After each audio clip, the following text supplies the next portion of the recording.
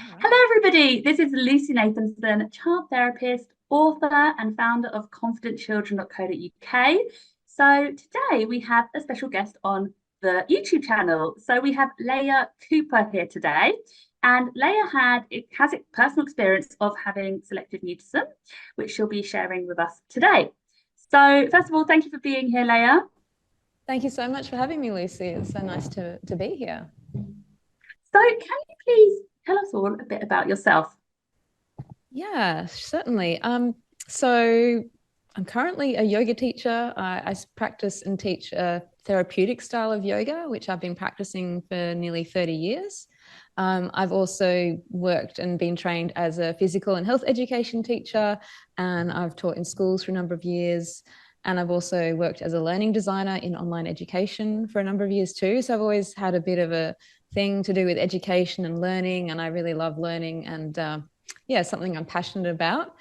And yeah, I have my own podcast and YouTube channel, and I like to share about health and well-being on those spaces. And yeah, more recently, I've just been thinking back about my past and my childhood and my inability to speak. And I really want to bring to light, I guess, my experience of having selective mutism when I was a child, and I guess some of the flow-on effects that has had throughout my life, and how I've been working through overcoming some of those residual challenges, I think is what I'm going to call them, for want of a better name.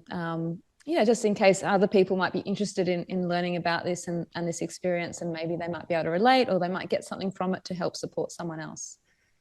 Amazing. And where are you based? I'm based in South Australia. Ah, amazing. Yeah. And out of interest, in case anyone is interested, what's the name of your podcast? My podcast is called The Wellbeing Room. Okay, amazing. Yeah. All right. So could you please tell us a bit about your experience as a young child of being able to talk? So kind of what age you experienced selective mutism, with whom you were unable to talk with, and where? Yeah. So my memory is a little bit hazy, I'll be honest, but my memories of having selective mutism was mainly when I was in primary school. So basically from when I was really young, 4 or 5, up until about 9 years old. I wouldn't speak in public. If I did speak in public, I would whisper. That was kind of like my signature move, so to speak. Like if I had to speak at school or something, I would whisper to a friend, maybe to a teacher if I felt comfortable. But at home, I was fairly normal, I think, unless if we had people visiting, then I would probably, either go to my room or be really quiet.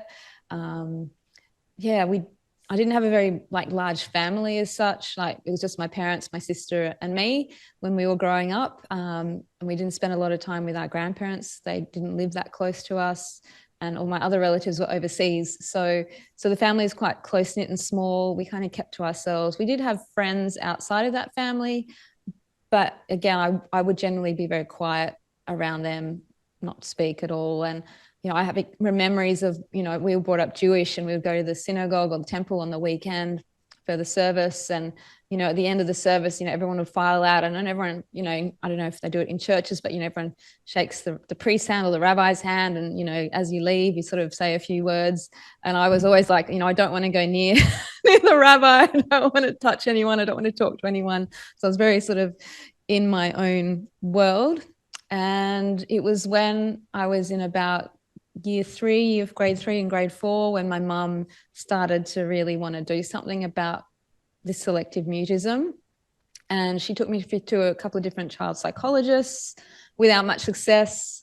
And then she took me to a speech therapist. And that was where this wonderful lady that she worked with me, and she really used some different techniques to help me sort of vocalize, just starting with making sounds using my voice, and then saying words, and then speaking sentences and reading to her out loud. And over a period of, I don't know, it must have been about 12 months or so, I think, and fairly regular sessions, I got my confidence. Maybe I got over some of that anxiety that I had. And I was able to speak again. I changed schools at the end of grade 4, started a new school in grade 5, and that was kind of opening the doors to, being able to speak again. And part of the treatment that she did with me, she actually taught me a yoga sequence, the Salute to the Sun, as part of my therapy. And I just find that very interesting because I've now gone on to become a yoga teacher. And I think that kind of planted a seed for me as a way of dealing with anxiety and stress in my life, because it's something I'm really passionate about now, teaching other people. And yeah, that was one thing that really sort of stuck in my mind. Interesting. Thank you for sharing your story. You've raised quite a few, I suppose, common themes in the, for families who have a child with selective mutism. So, and things that people may not necessarily be aware of. So, like, for example, shaking the rabbi's hand was a challenge for you. And children with selective mutism often struggle with even non-verbal communication. The name is actually really misleading in many, many ways. I've got a video about why it should be called situational mutism, for example, rather than selective mutism. But yeah, there's so much more than just talking. Children often find shaking hands a challenge, even like a high five or a thumbs up, any kind of even physical movement. Body language is also body language, so verbal and non-verbal, so it kind of makes sense in a way. Exactly, yes. And also the fact that you would revert back to the whisper again, that's very common for children because it's a sign of anxiety. Anxiety is going up, and the vocal cords tighten, and that was your way of communicating in that moment. So yeah, that makes a lot of sense. And also the fresh start, you said going to the new school was an opportunity for a fresh start, and that is sometimes the case for children. If nobody knows me here, nobody knows that I don't talk, and that can for some children be a really positive change for them, provided they have the right support in place. We can't guarantee that moving to a new school will kind of resolve the child's selective mutism. Yeah, and I did have a couple of friends from my old school that also went to this new school at that period of time as well, so I wasn't completely on my own. So that was a help, I think. But yeah, it was an interesting transition, that's for sure.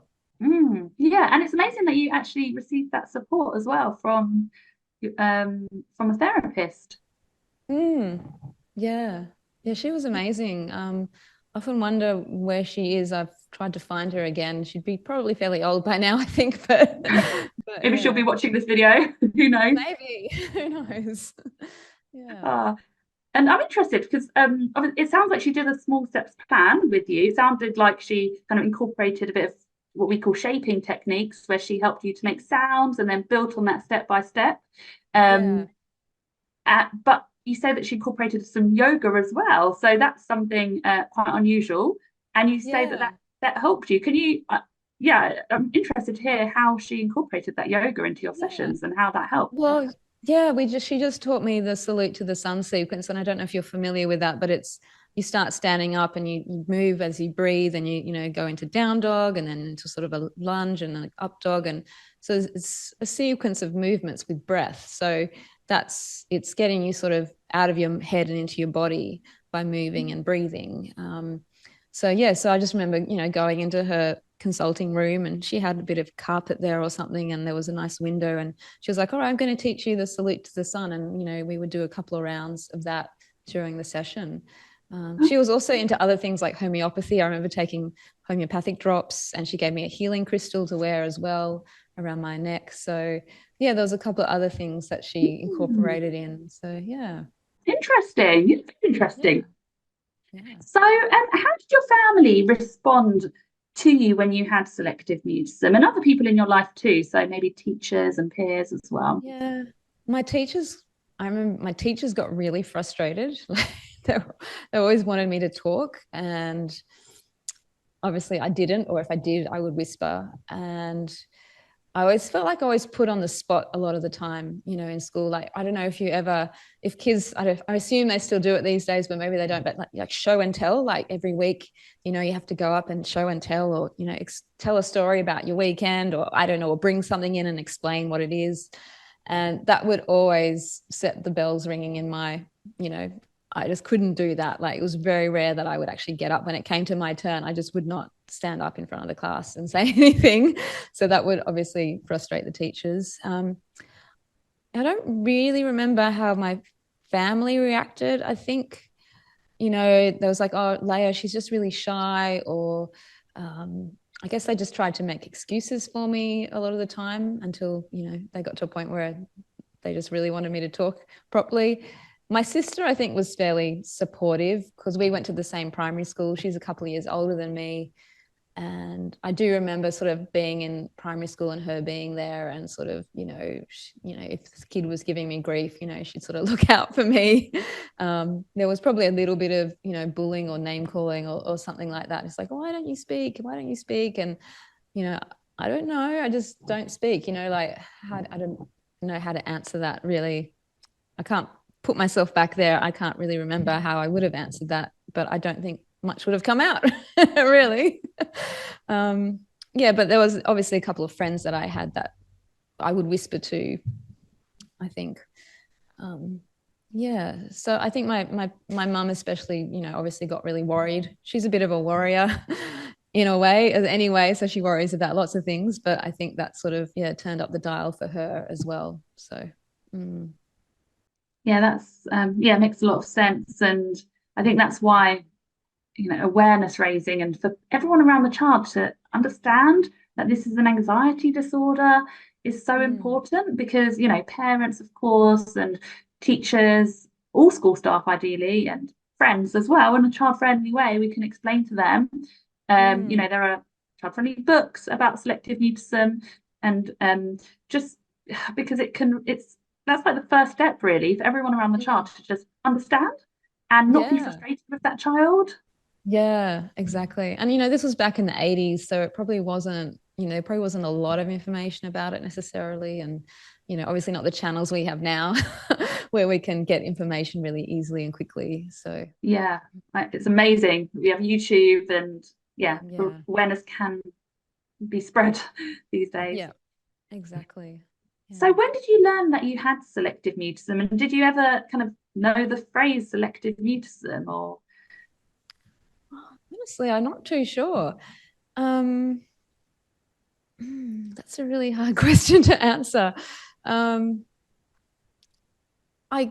I guess, you know, once I started going to the psychologist, so the first psychologist my mum took me to, I think it must have come up as a term then. So, but yeah, I don't know if that meant a lot to me back then, really. It was kind of later, you know, as I got older, that I sort of learnt more about what it is, and, you know, read a few books where, more like novel type books, you know, where a character had this condition, that it sort of became more apparent as to what it was. I do, you know, I remember like once I was speaking again at this new school, that it didn't really get talked about much afterwards. You know, that was me then, and this is me now, and we're not looking back, we're just going forwards. And so it didn't really get discussed after that fact. It was like, all right, I think probably my parents just didn't want to think about it because it'd been, you know, very uncomfortable, and, you know, there was anxiety around that experience. So I think they just wanted me to move forwards and not really worry too much about what had been in the past. Does that make sense? Yeah, for sure. So how did you begin to overcome selective mutism? You've spoken a bit about going to a therapist. At first you had some less helpful therapists, and then you found that, or your mum found that therapist was very helpful. So yeah, it'll be interesting to hear a bit about, yeah, how you actually began to overcome SM. Yeah, well, I think, I mean, the therapist was key. That was really, it wouldn't have happened, I don't think. Well, I mean, it could have happened without her, but I think the methods and the techniques that she used were very suitable to my personality, and, you know, were calming for me. She seemed to be a very calm, sort of natural person. And, you know, there was that step-by-step approach. Like I said, you know, we just started making sounds, and, you know, you know, just the vowels or the letters, and getting familiar with, I think, to me, it felt like she was trying to get me familiar with my voice, like, so that I liked the sound of my voice, so that I would be comfortable making sounds with my voice and speaking again, and liking the way I sound. So I'd be proud of speaking. Does that make sense? So Yeah, and so you know, once I felt comfortable making those sounds and then saying sentences, she would get me to read to her. Like I remember like reading Roald Dahl books to her, like the BFG or something like that. And, you know, I'd sit in her thing and I'd read a chapter of the book to her or something. Once I got more confident. And then she sent me like across the road from where the sort of consulting rooms were. There was a little corner store where they sold lollies and things like that. So one of my assignments was to go over there and buy a packet of lollies and, you know, talk to the shopkeeper and that kind of thing. And then she sent me other homework assignments, like to make a phone call, to call a friend and speak on the phone, and then to actually answer the phone without knowing who was ringing. Yeah, and things like that. Yeah, but I think the biggest part of overcoming it was changing schools, and actually that was sort of my big sort of coming out moment, so to speak. Yeah, and I do remember in that school, like we used to have to do speeches every few weeks to the class, and I was happy to do them. I was comfortable. Everyone thought, wow, Leah, you'd make a really good newsreader one day, you know, like, and being in the play that, you know, we did in year 6 and stuff like that, and being out on stage. So I sort of had overcome a lot of that anxiety in a way. I think mainly because I started to like the sound of my voice in a way. So, yeah. And it's interesting because children with selective mutism are not necessarily shy people. They're unable to speak. They're trapped in that silence, and you know, they can't break out of that silence. But then once they start speaking, for many children, you know, it's like a completely different personality almost. So it definitely did feel like there was that that trapped in sensation of wanting to speak but having this internal conflict about it. That makes a lot of sense. And often children are, you know, they because they haven't spoken for so long, they now have the identity of being the person who doesn't talk, and then it's even harder for them to break out of it because they're fearful of people's reactions if they start talking. So much going on to, you know, prevent the speech. Exactly. A lot to process as well. Absolutely, especially for a small child, you know. It's exactly. So it's amazing that your mum found that therapist for you and she was able to really guide you. And it sounds like she had a really individualized approach and was able to figure, and which is the key for any good therapy, is like connecting with the child and figuring out what approach would work for them. Is it a calmer approach? Is it a more energetic approach? Is it? And usually what I find working with children is at the beginning, I'm a lot calmer and I kind of tone down my personality. But then once the child starts to feel relaxed and they start to kind of feel more comfortable, then I start to be a bit more energetic as well. And I find that you almost have to kind of mirror the child's energy in a way, because they want to be energetic, but they're just unable to in those early stages. And it sounds like, well, I guess it's about building that trust, that relationship of trust and being a safe space. I think that's a theme that's kind of come back into my life on and off throughout the years, is, you know, feeling safe in that space with that person to be able to express and talk and share your feelings. That makes a lot of sense. Okay, so my next question is, what were the biggest challenges that you faced in overcoming selective mutism? I guess like what you just touched on is those places where, you know, I'd been known as a quiet child previously, like, you know, for instance, going to the temple, you know, that continued throughout my, you know, young life into adolescence. So, you know, I was had selective mutism, you know, whilst I was there, and then after that transition I was speaking again. So that sort of, I guess, dealing with people's reactions to being able to speak in those situations. And I think that was probably a challenging experience, sort of trying to adapt to those situations. And I think mostly that people kind of didn't really make a big fuss about it. I think that's what helped, you know, like there may have been some anxiety, you know, how are they going to react if I'm speaking now? But on the whole, I think most people were like, didn't really make a fuss about it. Like, oh, she's speaking again. Oh, wow, you have a voice. Or, you know, I'm sure some of that went on, but I can't honestly remember in too much detail. But I think yeah, the fact that maybe there wasn't as much sort of shock. Oh my God, she's talking, you know, I think that kind of helps. Yeah, trying not to make a big deal out of it. Yeah, great. Thank you. And yeah, I just want to stress for people watching that, you know, we don't want to assume that, you know, moving to a new school will kind of resolve the SM. It does for some children, but it has to be done in a very careful and planned way. I'm pretty sure I do have a video on my YouTube channel called Should I Change My Child's School? So if you're watching, have a look at that video. But for example, I'm currently supporting a child with a move to a new school with the hope that she'll have a fresh start. And for this specific child, she's made so much progress outside of school. So she's talking, you know, freely to everyone outside of school. And she could talk within the sessions, but she says to mum, I just can't talk in the classroom. She's talking to her teacher and her friends outside of session, but she's saying, I just can't talk in the classroom. And because it's just, I've never spoken there. So mum has made a very informed decision to change school, and it's been very carefully planned.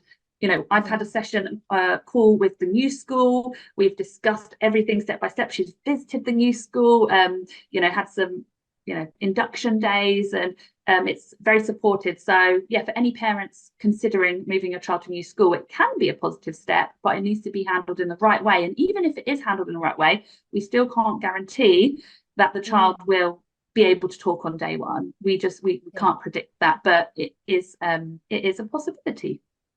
So yeah, that's just something I wanted to add. No, it's a really good point, you know, and I think just on that, I think that whole nervous system regulation is so important as well. And, you know, whatever tools, you know, you, as a therapist you can give, or as a parent you can support the child in helping them regulate their nervous system through different techniques, I hope can only be helpful, you know, whatever that looks like. Yeah, for sure. And it sounds like you had that, you know, really positive experience with the therapist, and then you changed school, so you were almost you know, equipped by the time that absolutely around. Yeah. Amazing. So has your journey of learning about selective mutism and overcoming selective mutism taught you anything that you'd like to share? Yeah, absolutely. Thank you for asking. That's kind of why I wanted to share with you today. And, you know, it's great that I had that experience, and it was really positive, you know, by changing schools and overcoming and working through that condition. But I think personally, and I'm sure it's different for everyone, but I think, you know, even though I had that ability to speak again, you know, with people, I think, you know, whatever anxiety that I was experiencing as a child has sort of, like, I would say, you know, just been latent inside my body or my nervous system through the duration of my life. And over time, I've had experiences where I found myself in situations, more commonly in relationships with a partner, where perhaps the relationship hasn't felt even, or, you know, there's some discomfort, perhaps, for want of a better word, where my ability to express myself, where I basically shut down, where I'm in a discussion or, you know, an argument, perhaps, you know, a heated discussion with a partner about something, and then this anxiety just flares up and I actually can't speak. My mind goes blank, and they're like expecting a response from me, and I'm just like, can't speak. There's nothing there. Like, so that's kind of like very much an anxiety response.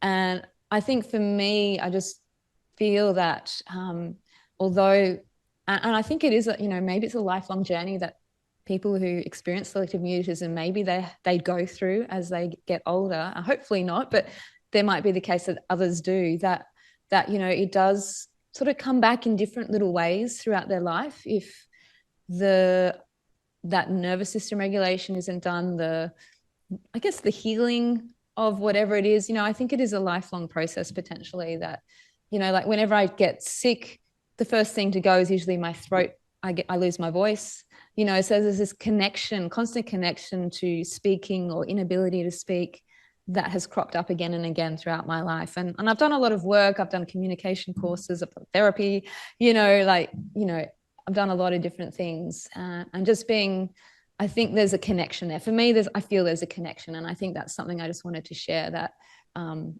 that might crop up for other people who have this condition and, overcome it in one way, but it might sort of creep in other ways. And I think it's just important to know that, I think everyone is a work in progress, and obviously for those of us who have had the speaking difficulties as a child, that can maybe rear its head again as we get older, and we experience different stages of our lives where we're in different situations and new situations that we've not been in before, where our nervous system gets put on hyper alert, and then we might sort of regress, for want of a better term, or experience these moments where we find ourselves in that situation where we're locked up again, where we can't express ourselves, where we don't feel safe to talk. So that's something that's come up for me, and that's something I wanted to share. So having experienced selective mutism, with all the hindsight that you've got now, would you say, and this is an interesting question, would you say that any good has come from your experience? Yeah, that's a really interesting question. And I think most definitely it was helped shape my path in life. I think having an experience like that as a child will leave a mark on you in some way, shape or form, be that good or bad. Who's to judge, really?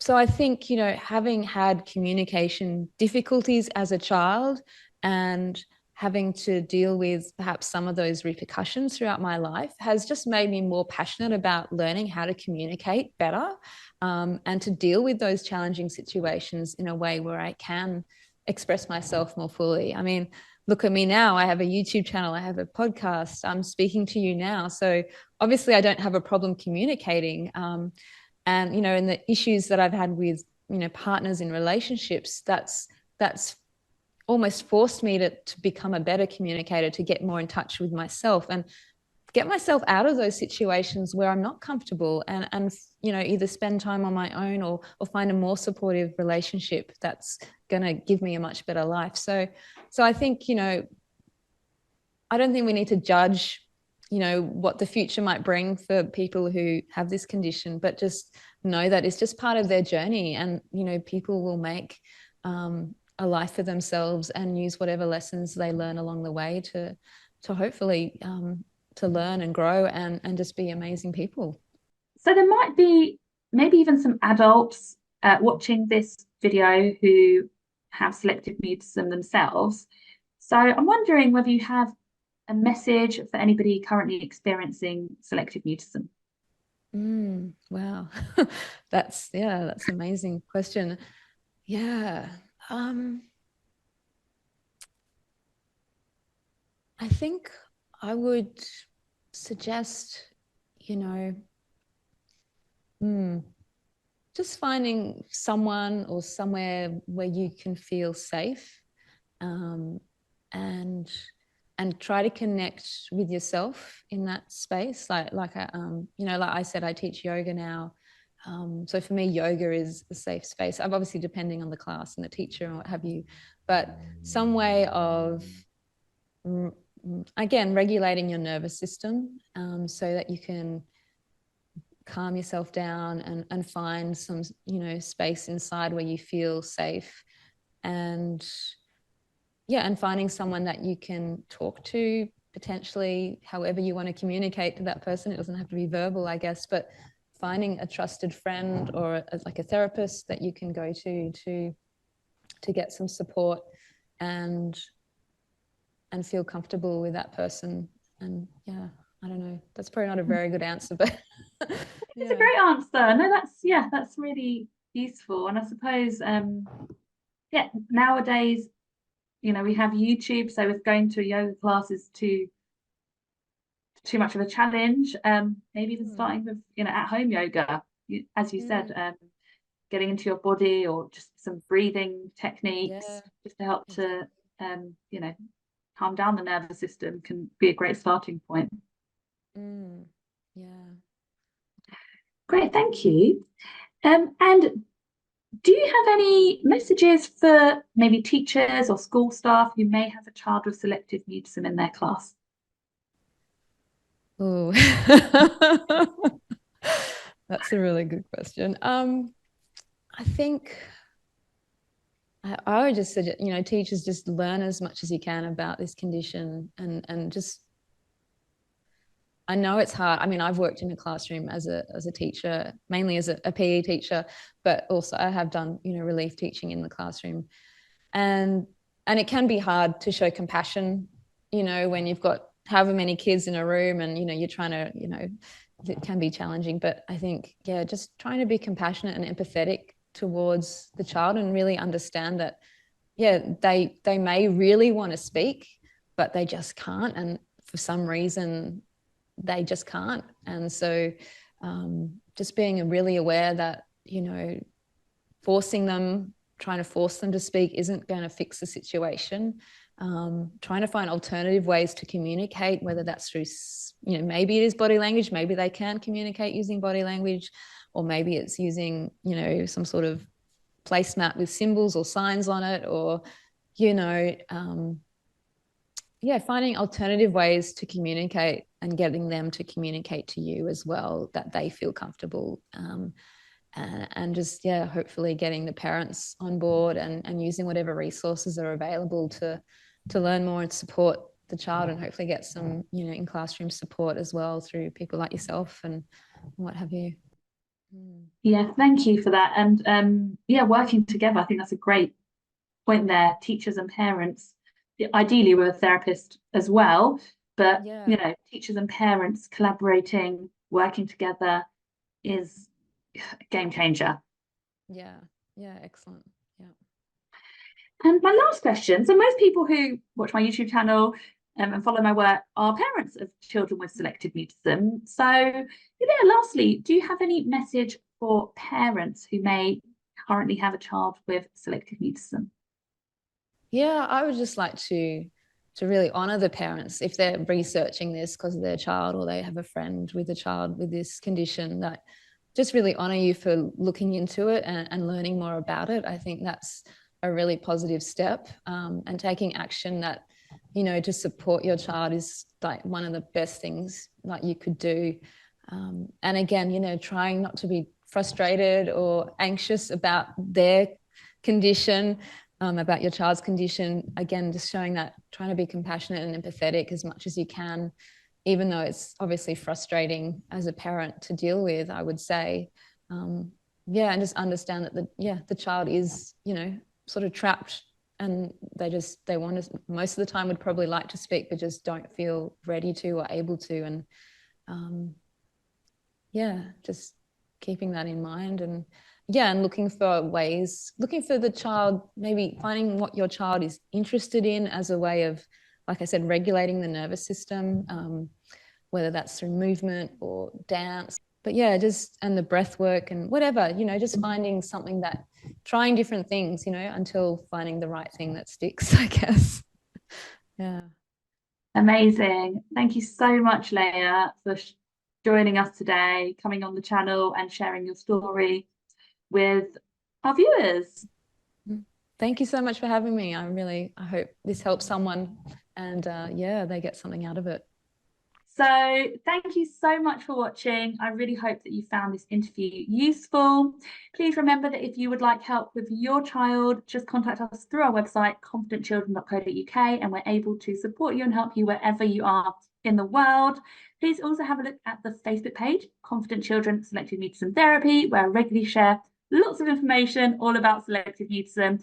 And also on this YouTube channel, there are so many videos all about selective mutism. So please have a look and share them with others, because awareness raising is the most important thing we can do to start to help these children. So thanks again for watching, and have a lovely, lovely rest of the day. Bye. Has your journey, sorry, retake that question. Okay. Awesome. Thank you. Wow. Pleasure. Yeah,